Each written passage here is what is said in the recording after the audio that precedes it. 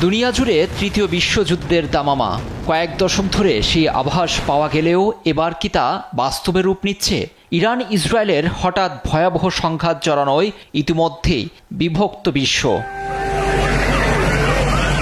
জীবনের সব আয়োজন এখানে একসাথে। শুক্রবার থেকে ইরান ইসরায়েলের 2000 কিলোমিটার দূর থেকে চলছে পাল্টাপাল্টি হামলা। সময়ের সঙ্গে পাল্লা দিয়ে বাড়ছে ক্ষয়ক্ষতি আর প্রাণহানি। ছাড় দিচ্ছে না কোনো পক্ষই। ইরানের পাশে দাঁড়িয়ে ইসরায়েলের বিরুদ্ধে বড় ধরনের হুমকি দিয়ে বসেছে প্রতিবেশী পাকিস্তান। ইরানে ভুল করেও পরমাণু হামলা চালালে পাল্টা ইসরায়েলে পারমাণবিক বোমা হামলার হুমকি দিয়েছে দেশটি। বিষয়টি ইরানের রাষ্ট্রীয় সম্প্রচার মাধ্যমে সাক্ষাতে জানিয়েছেন ইরানের IRGCর কমান্ডার এবং জাতীয় নিরাপত্তা সদস্য মোহসেন রেজাই। ফাতওয়াই মাকাম মুআজ্জম রাহবারি রো হিফজ মিকোনিম।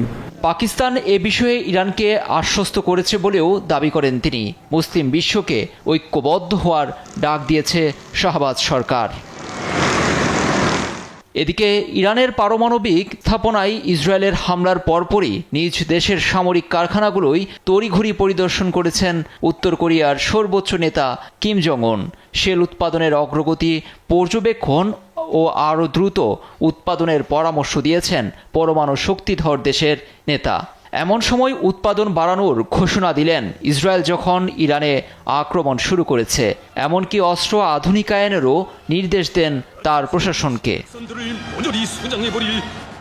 উত্তর কোরিয়া ও ইরান দুই দেশেই যুক্তরাষ্ট্রের প্রকাশ্য বিরোধী। উত্তর কোরিয়া এখন রাশিয়া ও চীনের বাইরে সমমনোভাবাপন্ন দেশের সঙ্গে সম্পর্ক জোরদারে মরিয়া। এদিকে চীন রাশিয়াও ইসরায়েলের আগ্রাসনের বিরুদ্ধে দাঁড়িয়েছে। এতে নেতানিয়াহুর ওপর আরও চাপ বাড়বে বলে ধারণা করা হচ্ছে।